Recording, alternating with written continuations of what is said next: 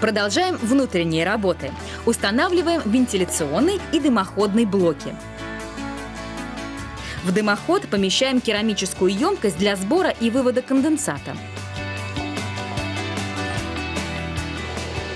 Решетка приточного воздуха обеспечит проветривание по всей высоте дымовой трубы. Внутрь закладывается пожаробезопасный утеплитель и керамическая труба.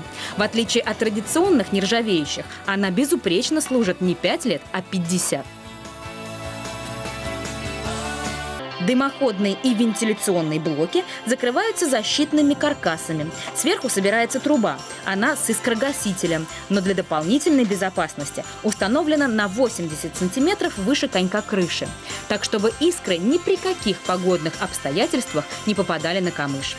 Вентиляционную систему дополняем усиленной вытяжкой.